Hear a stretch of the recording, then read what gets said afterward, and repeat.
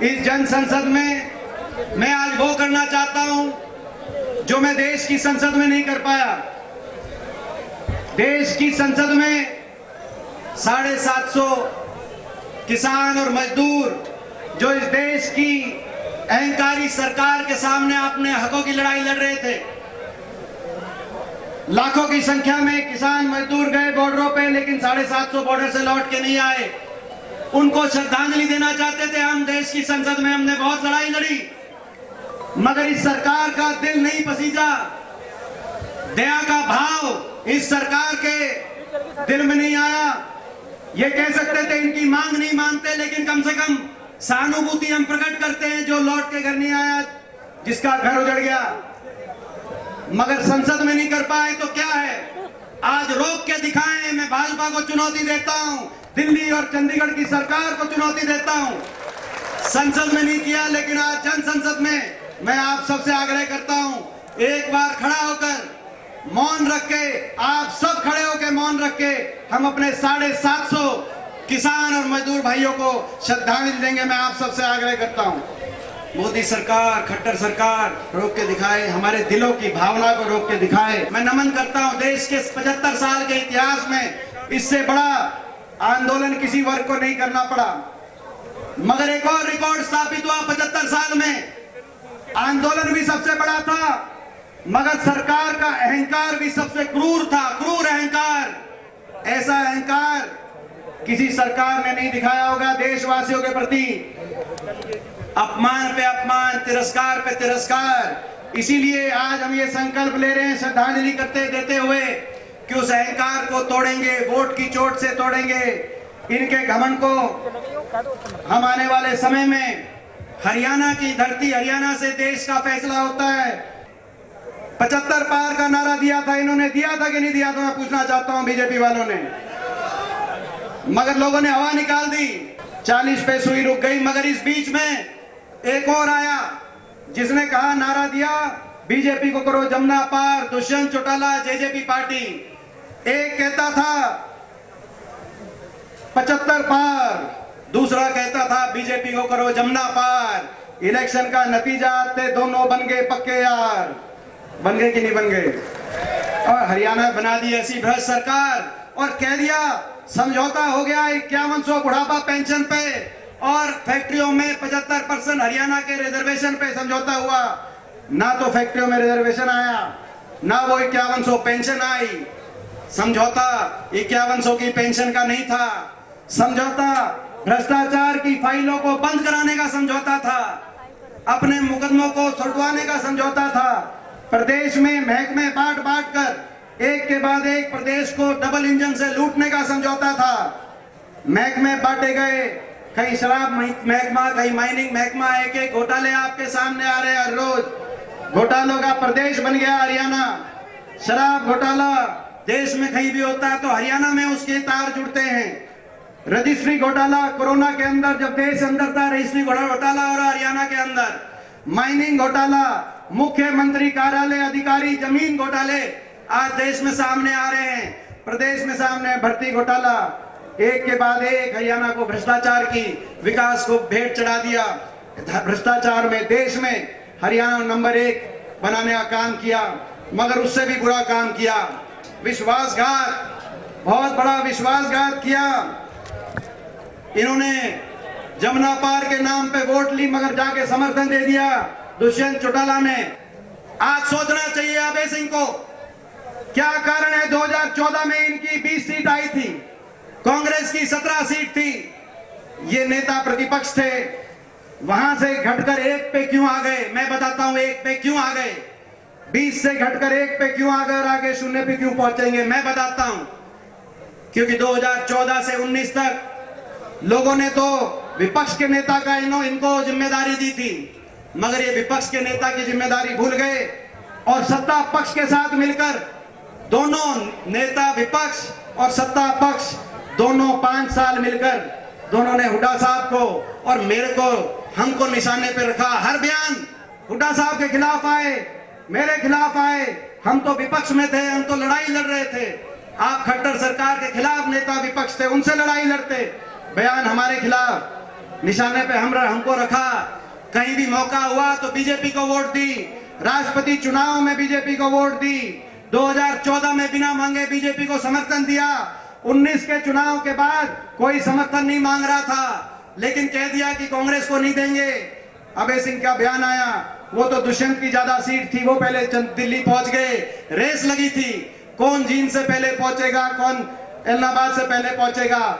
दुष्यंत चौटाला पहले 10 से अपने एमएलए लेके पहुंच गए। रेस इस बार भी लगेगी, रेस इस बार भी लगेगी। मौका मिलता है तो ये बीजेपी का समर्थन करते हैं। मैं आपको आज ये भी एक चेतावनी देने आया हूं, इनका एक समझौता और हो गया है बीजेपी के साथ। जो जेजेपी का समझौता था वो एक और समझौता हो गया, भ्रष्टाचार का जो समझौता तोड़ने का भी समझौता हो गया है। ये मेरी बात आप एक और मेरी बात को समझ के अपने दिल में रखना। समझौता तोड़ेंगे बीजेपी के इशारे पे, आपके बीच में आएंगे।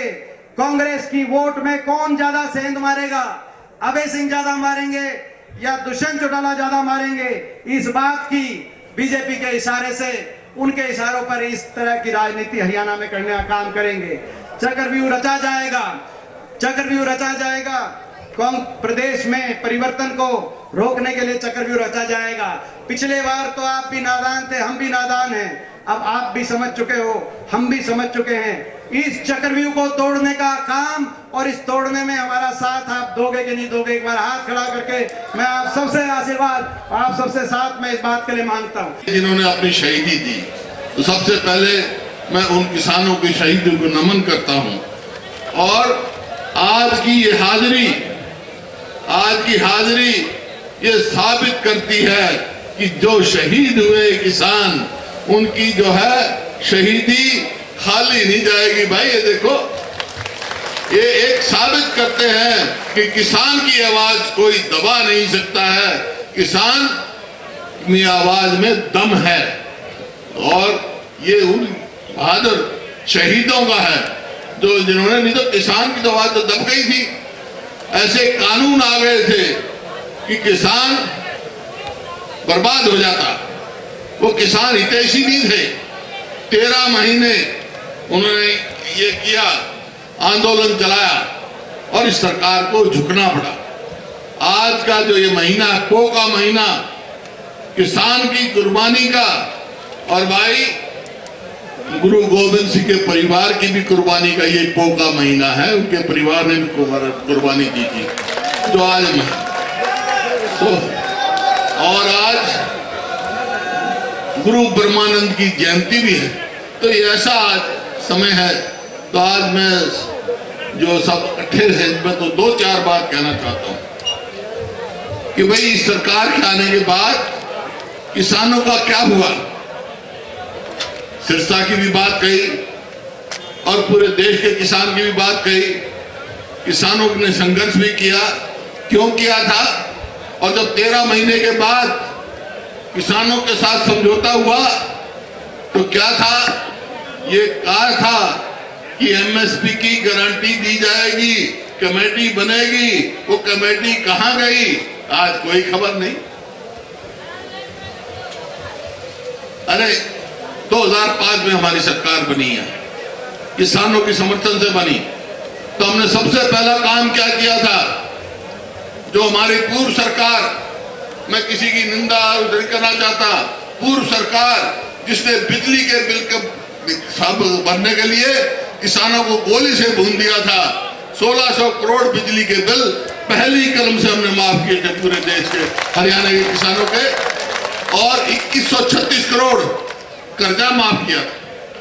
और जो किसान फसली ऋण लेता है उसके ऊपर ब्याज 0% किया था। जो 14% था पूरे देश में, किसान ब्याज 4% से ज्यादा नहीं देता। लेकिन आज क्या हो रहा है किसान के साथ, क्या मजदूर के साथ हो रहा है। बहुत सारी बातें, सबकी चर्चा नहीं करता मैं। 100 के गज के प्लॉट दिए हमने, और बैकवर्ड क्लासेस के और गरीब आदमी के बच्चों की स्कॉलरशिप दी। लेकिन सारी स्कीम बंद कर दी, सारी स्कीम बंद कर दी।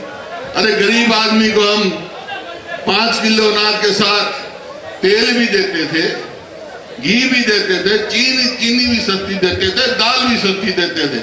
ये क्या दे रहे हैं भाई? ना गरीब के, ना किसान के, ना मजदूर के, ना व्यापारी के, ना कर्मचारी के भाई। तो ये आज ये कारण है, पूरा हरियाणा इससे विमुख हो चुका है। अब सवाल आया भाई, अभी पीछे से पीछे विधानसभा के उसमें था, तो बैकवर्ड क्लास जो है उसकी रिजर्वेशन की क्रीमी लेयर 6 लाख रुपए थी सीमा, इन्होंने बढ़ के 8 लाख कर दी। 8 लाख कर दी, नहीं 8 लाख से 6 लाख घटा दी। 8 लाख थी, 6 लाख कर दी, इन्होंने घटा दिया ताकि वो ना मिले। नौकरियों का क्या हाल है बता चुके, दीपेंद्र बता चुके, उदयभान जी ने बता चुके। इस बात की ज्यादा चर्चा मैं नहीं करता, लेकिन यहाँ रोज हड़ताल रहती है। हमने सफाई कर्मचारी भर्ती किए, आज तक कच्चे हैं, चौकीदार कच्चे हैं, मनरेगा के मेट कच्चे हैं, ये सारे आपके सामने हैं। सवाल इस बात का ज्यादा समय नहीं लेना चाहता मैं, मेरे को इस बात का दर्द है, तकलीफ है, मेरे दिल में ये टीस है। 2014 में जो हरियाणा प्रति व्यक्ति आय, प्रति व्यक्ति निवेश, रोजगार देने में और कानून व्यवस्था में, खेल और खिलाड़ियों में पूरे देश में नंबर 1 था 2014 में। और इन 9 साल में भाई इन्होंने क्या किया? 9 साल में कहां से कहां पहुंच गए? आज हरियाणा किस चीज में नंबर 1 है? आज नंबर 1 है बेरोजगारी में, महंगाई में, भ्रष्टाचार में और भाई अपराध में। ऊपरली 2-3 स्टेटों से आ रहा है, और खिलाड़ियों के साथ जो हो रहा है वो तो आपको मालूम ही है। तो कोई भी ऐसा वर्ग नहीं जो इन्होंने, कोई एक काम ऐसा नहीं है। अगर मैं ऐसा आदमी कोई अच्छा काम करते तो मैं इनकी बड़ाई करता। कोई एक ऐसा काम नहीं किया जो मैं इनको कह सकूं इन्होंने अच्छा किया है, बस लूटने में लगे हुए हैं। जैसे अभी चर्चा हुई, क्या है, क्या गठबंधन है ये? कहा जब गठबंधन बना तो इन्होंने एक कमेटी बनाई है दिलविद की अध्यक्षता में कि भाई कॉमन हम मैनिफेस्टो बनाएंगे, ये काम करेंगे। आज तक उस कमेटी की रिपोर्ट ही नहीं आई, क्यों? काम करना ही नहीं इनने कुछ। जहां कर्जा 4.5 लाख करोड़ आज कर दिया, कहां जा रहा भाई पैसा? वो किसको कहां खर्च हो रहा है? मैं सिरसा में आया हूं, मेरा खुला सवाल है, उनके भी समर्थक होंगे, भाई एक काम बता दो सिरसा में होया वो, कोई एक फायदा? तो ये आपके सामने अब सवाल आता है, भाई हम आए हैं, अब सवाल आप पूछ सकते हो, भाई आप आओगे तो आप क्या करोगे? बाकी तो चर्चा सब हो लिया, सब इस बात को समझ चुके, ये विफल सरकार है, ये किसी का भला नहीं कर सकते। अगर हमारी कांग्रेस पार्टी सरकार आएगी तो हम क्या करेंगे? भाई मैं 5-4 बात बताता हूं हम क्या क्या करेंगे। नंबर 1 तो जो इन्होंने हमारे बुजुर्गों की बेइज्जती की है ना, हमारी सरकार आएगी तो भाई बुजुर्गों की पेंशन 6,000 रुपया महीना करेंगे।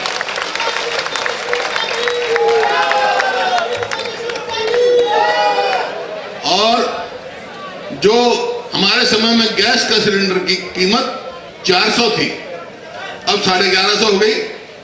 तो हमारा ये फैसला है, हमारी सरकार आएगी तो मेरी बहन बेटियां आई हुई हैं, सब आजकल सब गैस पे रोटी पकाते हैं, 500 रुपए से ज्यादा सिलेंडर नहीं है, 500 रुपया सिलेंडर मिलेगा। इसी प्रकार से 300 यूनिट बिजली की फ्री देंगे भाई, 300 यूनिट तक जो खर्च करेगा ताकि कम खर्चा हो। इसी प्रकार से 100 गज के प्लॉट फिर से हम शुरू करेंगे, ठीक है। और भाई जो है, जो हमारे सफाई कर्मचारी हैं, चौकीदार हैं, मनरेगा के मेट हैं, उनको पक्का करेंगे हम। अब ये तो इन्होंने एक वो खोल रखा है कौशल रोजगार निगम, सिर्फ धोखा है युवाओं के साथ, धोखा, ना उनकी पेंशन ना पक्की नौकरी, ऐसे ही मतलब टाल रहे हैं। और उसमें इतना भ्रष्टाचार है कि आप पूछ नहीं सकते, खिलवाड़ की जा रही है हरियाणा के युवाओं के साथ। तो भाई वो तो खत्म कराएंगे हम।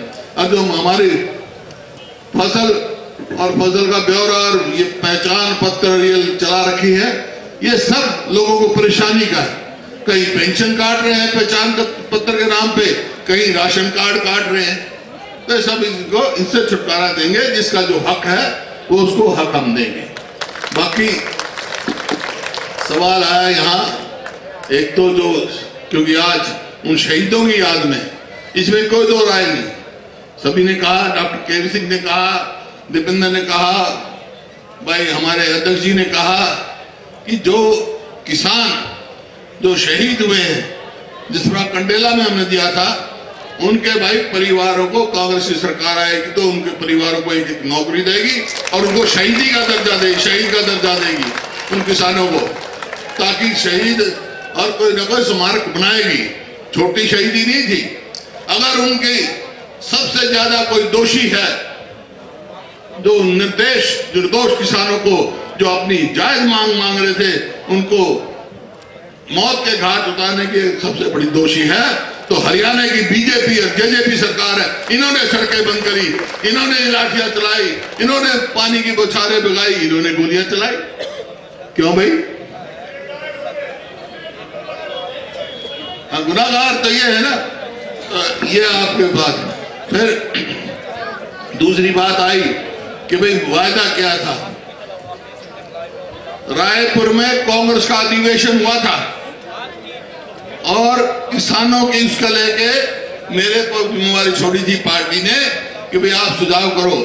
तो जो फैसला हुआ था, जो कांग्रेस अमल में लाएगी, मैं बता रहा हूं, फैसला ये हुआ था कि देश के किसान जो कर्जे में डूब रहे हैं, उनको कर्जा माफी से लेके कर्ज मुक्त तक लेके जाएंगे और 6 लाख रुपए कर्जा माफ शुरू करेंगे और एमएसपी की गारंटी देंगे। एमएसपी गारंटी होगी और सारी फसलों की होगी।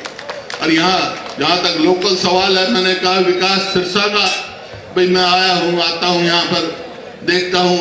हमारी सरकार आई तो एक चौधरी देवीलाल के नाम से यह यूनिवर्सिटी बनी हुई, 4 कमरे थे। आज देखो राष्ट्रीय स्तर पे कौन लेके आया भाई? हमने किया था, ताकि यहाँ वो हो। ओटू झील, जहाँ सारा पानी आता, झील की खुदाई हमने करवाई। 2-4 फेजेस में होने थे, 2 फेज हमारे पूरे हो गए थे और डॉक्टर केवी सिंह उन्होंने तो उसके बाद इन्हें बंद कर दिया। उस समय कई चैनल चलाए थे हमने खरीद के, और बाकी ये छोड़ गए। जैसे डॉक्टर साहब केवी सिंह ने कहा, भाई हमारी सरकार आएगी तो भाई 4 फेज पूरे किए जाएंगे, ओटू झील खुदाई करके नहर के पानी चैनल खोले जाएंगे तो यहाँ निजाम हो सके। दूसरा, यहाँ पर ज्यादा पैदा होता है बीटी कॉटन। उस टाइम हमारी शुरू हुई बीटी 2, लेकिन अब पिट गई क्योंकि और भी जागे बीटी 3, बीटी 4, और इन्होंने सरकार ने बीटी 2 पे बैठी है। ये हमारी सरकार आएगी तो बीटी 3 और बीटी 4 दिया जाएगा ताकि किसान मालूमात हो। तो ये आपके सामने है। ये तो मोटी मोटी बात बताई है, लेकिन एक जो बात है आखिरी, क्योंकि ये सारे, मैं यहाँ से एक बात कह सकता हूँ, आज सिरसा में जो आप कट हुआ है इतना जबरदस्त, बाहर सारा जाम था, मैं आया, जितने यहाँ आदमी उससे कई गुना बाहर थे। उसके दावे में कह सकता हूँ कि लोगों ने, 36 बिरादरी ने मन बना लिया है इस सरकार से छुटकारा पाने का, कांग्रेस की सरकार बनाने का। और भाई मन ने भी मन बना लिया है। मैं भी संघर्ष में मेरी जीवन गया है, एक और टक्कर लेने का इनसे मेरा मन। तो भाई मैं तो आपसे इजाजत लेने आया हूँ, एक इजाजत लेने आया हूँ। आपकी इजाजत हो, साथ दो तो एक टक्कर ले लूं इनसे, हाथ खड़े करके बता दो। बहुत बहुत धन्यवाद।